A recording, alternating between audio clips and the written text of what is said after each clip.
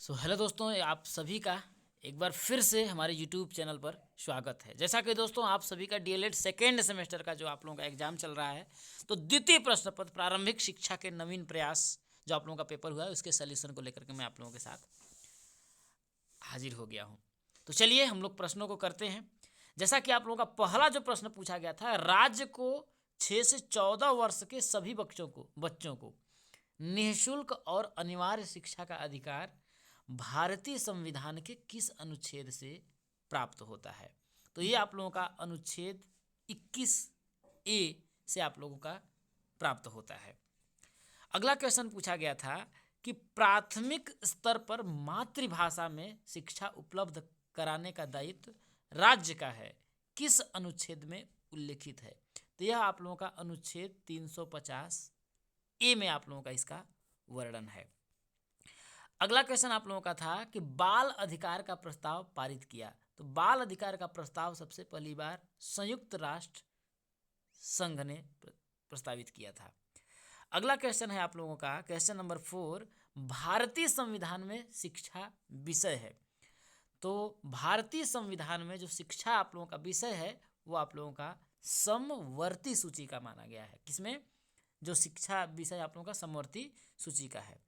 अगला क्वेश्चन आप लोगों का पूछा गया क्वेश्चन नंबर 5 कि वुड घोषणा पत्र किस वर्ष भेजा गया? तो वुड का जो घोषणा पत्र था सन 1854 ईस्वी में आया था। कब आया था दोस्तों आप लोगों का? सन 1854 ईस्वी में आप लोगों का आया था। अगला क्वेश्चन है आप लोगों का 1852 के पहले शिक्षा आयोग की अध्यक्षता किसने की? तो इसकी जो आप लोगों की अध्यक्षता है वो किसने किया था? आप लोगों का हंटर ने किया था। किसने किया था दोस्तों? आप लोगों का हंटर ने किया था। अगला क्वेश्चन आप लोगों का पूछा गया कि अध्यापक शिक्षा हेतु नियामक संस्था है। तो अध्यापक शिक्षा हेतु नियामक संस्था जो आप लोगों का है वो है NCTE। कौन सा है? NCTE है। चलिए आगे बढ़ते हैं। बेसिक शिक्षा अधिनियम पारित हुआ। क्या? बेसिक शिक्षा जो अधिनियम था वो कब आप लोगों का पारित हुआ था? तो ये सन 1972 ईस्वी में आप लोगों का पारित हुआ था। अगला क्वेश्चन है पूछा गया कि किस योजना का शुभारंभ 15 अगस्त 1995 से किया गया? सर्व शिक्षा अभियान, पोषाहार वितरण योजना, राष्ट्रीय साक्षरता मिशन, DPEP। तो ध्यान रखिएगा 15 अगस्त 1995 को आप लोगों का था पोषाहार वितरण योजना का जो शुभारंभ है 15 अगस्त 1995 को हुआ था। अगला क्वेश्चन पूछा गया कि मध्याह्न भोजन योजना का उद्देश्य है बच्चों के नामांकन में वृद्धि करना। हाँ, सबसे ज़्यादा जो उसका उद्देश्य था बच्चों के नामांकन में वृद्धि करना था, बच्चों की विद्यालय में पूरे समय तक रोके रखना, स्कूल आने के लिए प्रेरित करना। लेकिन इसका जो आप लोगों का राइट आंसर जाएगा उपर्युक्त सभी। अगला क्वेश्चन क्या पूछा गया? देखिए कि सभी को शिक्षा उपलब्ध कराने से संबंधित है। तो सभी को शिक्षा उपलब्ध operation black board, Navodaya Vidyalaya, जिला शिक्षा एवं प्रशिक्षण संस्थान। तो इसका आप लोगों का राइट आंसर उपर्युक्त सभी हो जाएगा। अगला क्वेश्चन आपका था कि कस्तूरबा गांधी विद्यालय योजना का क्षेत्र है। तो इसका क्षेत्र आप लोगों का कौन सा है? आप लोगों का ग्रामीण क्षेत्र है। अगला क्वेश्चन है कि BEP क्या है? तो BEP बेसिक शिक्षा परियोजना है। क्या है? बेसिक शिक्षा परियोजना है। अगला क्वेश्चन कि शिमला शिक्षा सम्मेलन 1901 का आयोजन किया गया, किसके द्वारा किया गया? तो ये आप लोगों का किया गया लॉर्ड कर्जन के द्वारा। किसके द्वारा किया गया? शिमला शिक्षा सम्मेलन का आयोजन लॉर्ड कर्जन के द्वारा किया गया। अगला क्वेश्चन आप लोगों का 15 नंबर और लास्ट बहुविकल्पी पूछा गया कि भारत में आधुनिक शिक्षा का जन्मदाता किसे कहा गया है, माना जाता है? तो इसे बोला जाता है आप लोगों का चार्ल्स ग्रांट को माना जाता है भारत में आधुनिक शिक्षा का जन्मदाता। तो आपके 15 विकल्प में से कितने आप लोगों के विकल्प सही हुए हैं कमेंट करके आप लोग जरूर बताइएगा, और कितने आप लोगों के गलत हुए हैं। अगला क्वेश्चन आप लोगों का पूछा गया अति लघु उत्तरी में बाल अधिकार कब और किसने निर्धारित किया? तो ध्यान रखिएगा कि जो बाल अधिकार था वो आप लोगों का 20 नवंबर 1889 को 20 नवंबर आप लोगों का 1989, 20 नवंबर 1989 को संयुक्त राष्ट्र संघ के द्वारा, किसके? संयुक्त राष्ट्र संघ, ध्यान रखिएगा, ये आप लोगों का किया गया, निर्धारित किया गया। अगला क्वेश्चन है आप लोगों का कि वुड घोषणा पत्र के 2 गुण बताइए। तो वुड घोषणा पत्र का पहला जो गुण था, शिक्षा का स्तर जो है आप लोगों का वो क्या हो? ऊंचा करना।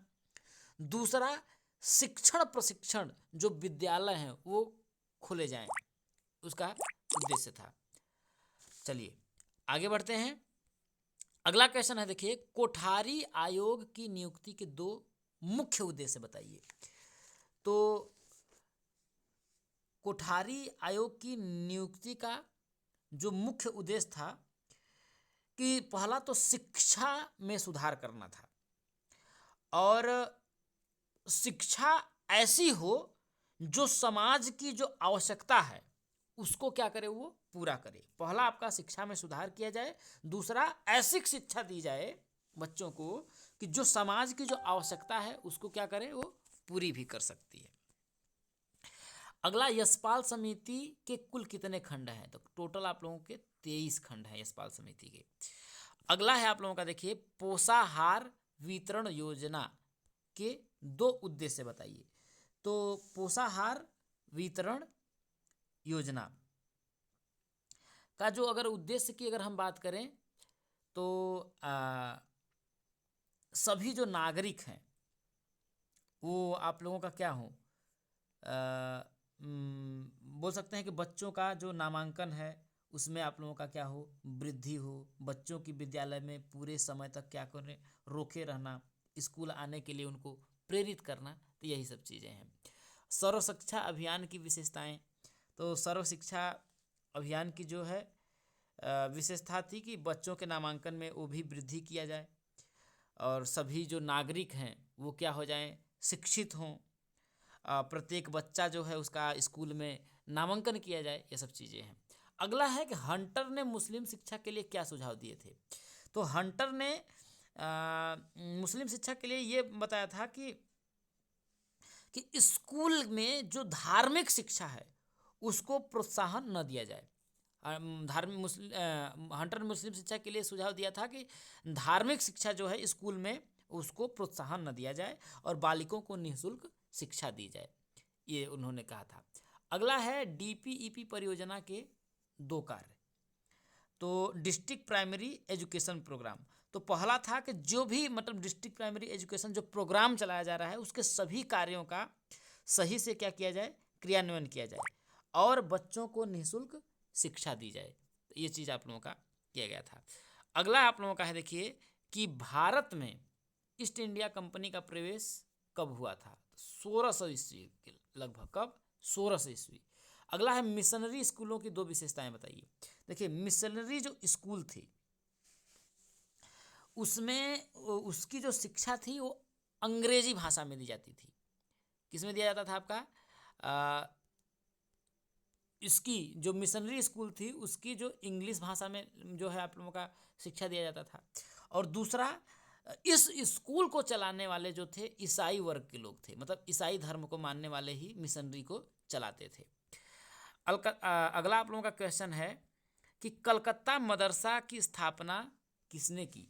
तो ध्यान रखिएगा, कलकत्ता मदरसा की जो स्थापना किया था 1781 ईस्वी में वॉरेन हेस्टिंग ने किया था। वॉरेन हेस्टिंग ने किया था कलकत्ता मदरसा की स्थापना।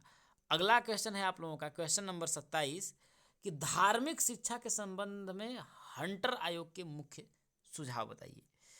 तो अभी मैंने आप लोगों को बताया कि धार्मिक शिक्षा के संदर्भ में हंटर ने बताया था कि किसी विशेष धर्म को बोला जाए कि शिक्षा विद्यालय में न प्रदान की जाए, या फिर धर्म की जो शिक्षा है वो विद्यालय में प्रदान न की जाए, किसी विशेष धर्म की शिक्षा। तो यही उनका था। अगला क्वेश्चन है, किस वर्ग की शिक्षा में छनाई का सिद्धांत लागू किया गया? किस वर्ग की शिक्षा में छनाई का? तो ध्यान रखिएगा, लॉर्ड मैकाले ने छनाई के सिद्धांत को दिया था। और उन्होंने बताया था कि समाज में उच्च वर्ग के लोगों को जो है शिक्षा दी जाए, जो छन छन की निचले वर्ग तक क्या करे, पहुँचे। ये आप लोगों का छनाई का सिद्धांत दिया था लॉर्ड मैकाले ने। अगला, नवीन शिक्षा नीति के 2 दोष बताइए। तो नवीन शिक्षा नीति मतलब ये 1900 आप लोगों का 86 की बात कर रहा है।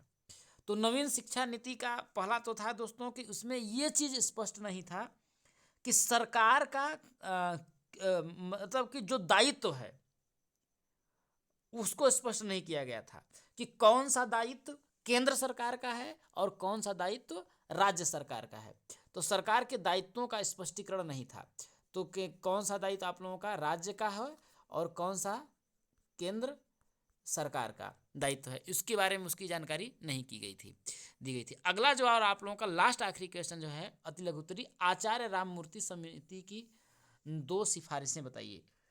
तो आचार्य राममूर्ति समिति की पहली जो सिफारिश की गई थी कि जो पिछड़े क्षेत्र है के लोग हैं, आदिवासी क्षेत्रों के जो लोग हैं, उनके स्कूली जो शिक्षा है उसमें क्या करना जाए, स्कूली तंत्र में सुधार करने के लिए विशेष जो धन है वो आवंटित किए जाएं। और बच्चों की जो शिक्षा है इन क्षेत्रों में, पिछड़े क्षेत्रों के बच्चों की शिक्षा को बेहतर बनाने के लिए जो महंगे और निजी स्कूल है उसको सार्वजनिक क्षेत्रों में क्या किया जाए, शामिल किया जाए। तो इन सब चीज़ों की इस पर चर्चा की गई थी। तो उम्मीद है आप लोगों को अगला आप लोगों का जो पूछा गया था लघु उत्तरी प्रश्न आप लोगों का बस मैं दिखा देता हूँ। सन 1813 से 1833 के आज्ञा पत्र क्या है, यशपाल समिति के सुझाव एवं रिपोर्ट का सारांश लिखिए, ऑपरेशन ब्लैक बोर्ड की विशेषताओं का उल्लेख करिए, बेसिक शिक्षा परियोजना का उद्देश्य स्पष्ट करिए, इसके संपूर्ण साक्षरता अभियान में उत्तरदायी अभिकरण कौन कौन से हैं, और कर्जन की शिक्षा नीति का मूल्यांकन संक्षेप में कीजिए, राष्ट्रीय बाल श्रम परियोजना कब संचालित हुई, इसके प्रमुख 2 लक्ष्य बताइए, डीपीईपी क्या है इसका परिचय दीजिए, पी मोस्ट की मुख्य बातों का वर्णन करिए, एसओपीटी का पूरा नाम लिखिए, इसके 2 मुख्य उद्देश्य बताइए। तो ये आप लोगों का पेपर था। तो उम्मीद है कि आप लोगों का पेपर बहुत अच्छा गया होगा। और अगर आप लोगों ने मेरी मैथ की जो पेपर आउट वीडियोज़ को अगर नहीं देखा होगा उसे ज़रूर देखिएगा, वहाँ से पूरा का पूरा आप लोगों का प्रश्न फंसेंगे दोस्तों, इतना विश्वास रखिएगा। तो चलिए मिलते हैं किसी अन्य वीडियो में। जय हिंद।